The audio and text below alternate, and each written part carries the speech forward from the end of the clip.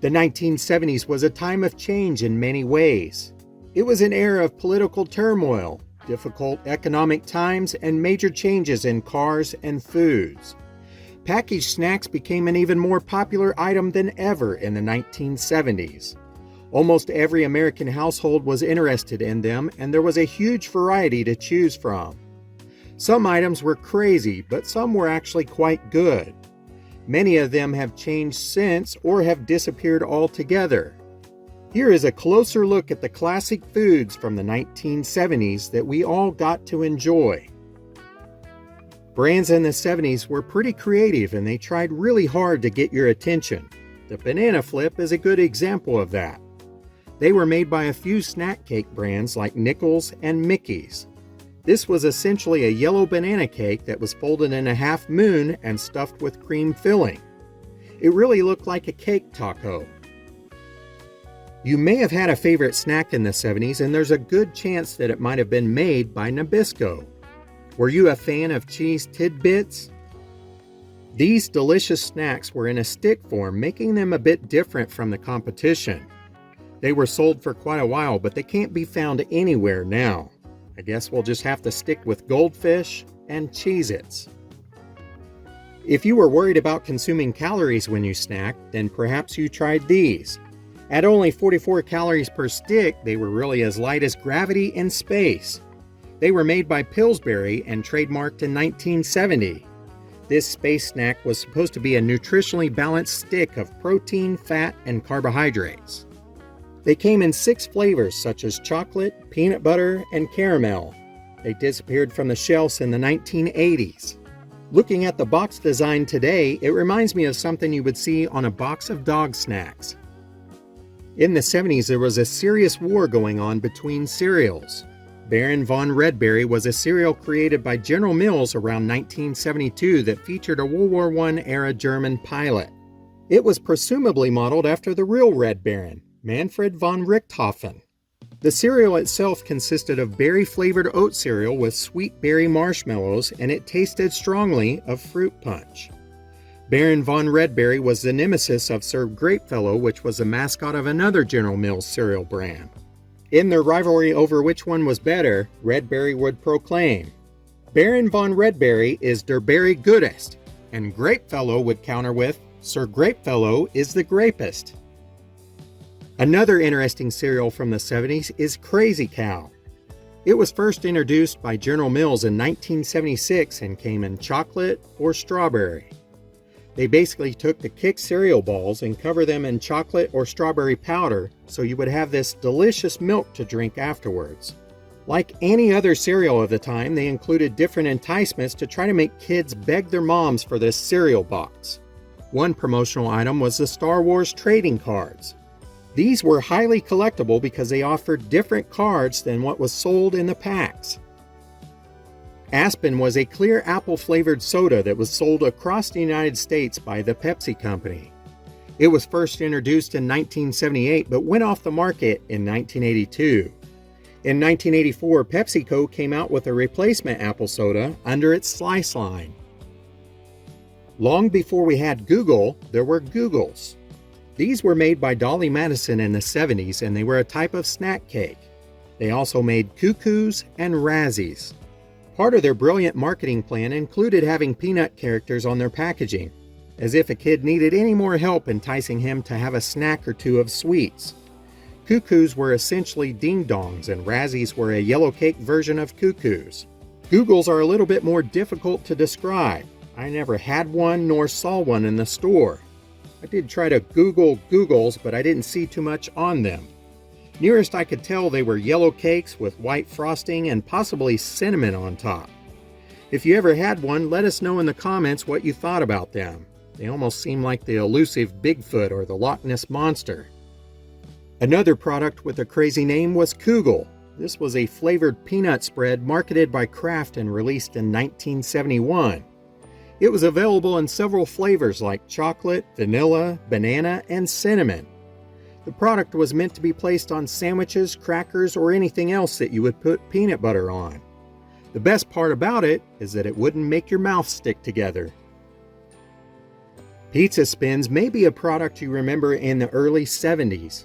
They weren't around too long. They launched in 1968 and were pulled in 1975, but their legend lives on. The crispy pinwheel-shaped snack took the flavors of pizza and put it into a chip form. What's better than a chip flavored with cheese, tomatoes, and other spices? It's interesting to see the box, though. The pizza has no cheese on it. Can it really be called a pizza with no cheese? Remember Toastettes? Long before Pop-Tarts took over the world, there was actually a variety of toaster treats to choose from.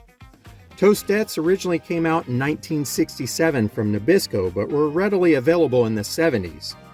Some people preferred them over Pop-Tarts. They had a thin crust, warm center, and a light sprinkle of sugar on top. They were a great way to get your morning started. These left the market in 2002. Donka toaster pastries came out in the late 60s but remained somewhat popular throughout the 70s. They had stiff competition with other toaster breakfast items, but they were supposed to be better. They seemed to be marketed towards the middle-aged person who wanted more of an actual Danish pastry with buttery, flaky pie crust. These are certainly one snack that you can't see anymore. In 1976, Danish Rings hit the market, and they were actually a replacement for the Danish Go-Rounds, which broke too easily. These new and improved Danish Rings were made by Kellogg's. They were a bit like Pop-Tarts, but were flakier and oval-shaped. Even though they sounded great, they never really caught on, and they were discontinued in 1980. Remember the Reggie Bar? In 1976, while playing in Baltimore, Jackson had said, "If I played in New York, they'd name a candy bar after me." Fast forward to the Yankees' home opener of the 1978 season on April 13th, and that's exactly what happened. The Standard Brands company responded with a circular bar of peanuts dipped in caramel and covered in chocolate. It was a confection which was originally named the Wayne Bun, and it was made in Fort Wayne, Indiana. The Reggie Bars were handed out to fans as they walked into Yankee Stadium.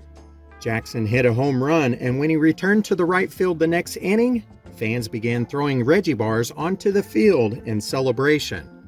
The bar did not stay in play very long. Its career ended in 1981. Fruit Brute cereal was made by General Mills and was introduced in 1974. The cereal was described on the box as a fruit-flavored frosted cereal and marshmallow bits. The mascot for the cereal was a werewolf also named Fruit Brute. The cereal is long gone, but apparently Quentin Tarantino must have been a fan. It made cameo appearances in 1992's Reservoir Dogs and also the 1994 film Pulp Fiction. You know, the problem with candy bars is that they just don't last long. This is something that the Mars Candy Company wanted to help out on. They introduced the Marathon Bar in 1973, and it was 8 full inches of braided caramel covered in milk chocolate. The commercials had a cowboy guy proclaiming it was a candy bar that you can't eat quickly. The bright red packaging actually featured a ruler on it so you would know exactly how long it was. The bar was discontinued in 1981. Did you love tuna as a kid? Or maybe your mom was just trying to always serve it to you? Maybe you just wanted to try something different with your tuna. How about Tuna Twist? This rocked the world in the 1970s. The seasoning combined a blend of veggies, herbs, and spices. It came in 3 flavors, onion, cheddar, and Italian. All you had to do was add your can of tuna, mayonnaise, and a pack of Tuna Twist. The product was marketed as a meal extender, and it could turn 4 sandwiches into 6.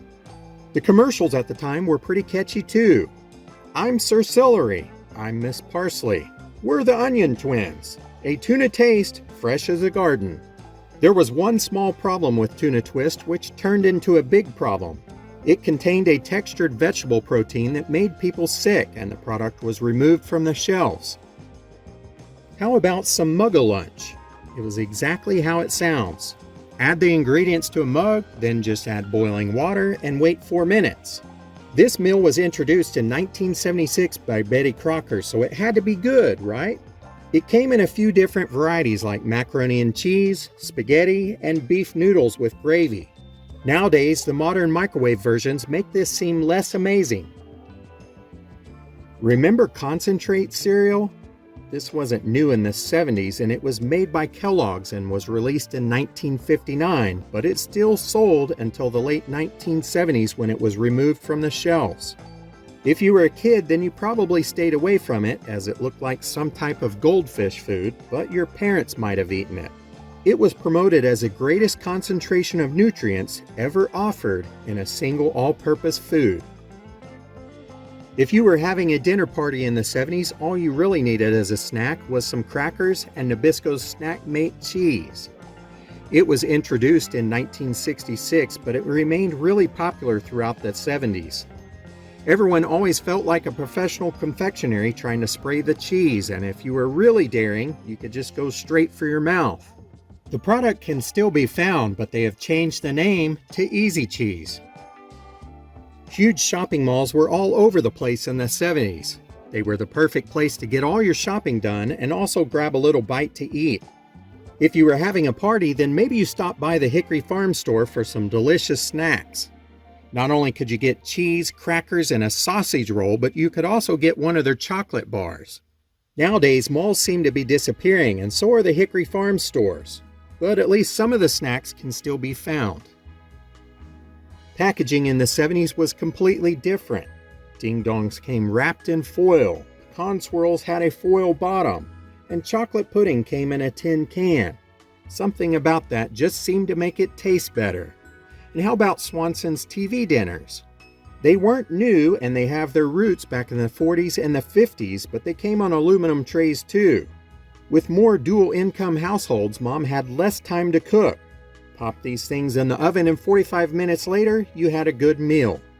The crazy thing is, we never really thought about having to wait that long to eat. Kids nowadays really just don't understand the struggle we had to go through. And if your peas got in your cherry dessert, it was like a free game of operation trying to get that out. Heaven forbid your green beans got mixed in and baked with your brownie. I hope you enjoyed this little look at some of the long-lost snacks of the 1970s. They were simpler times, but we had a lot of options. Thank you so much for watching, and we'll see you guys next time.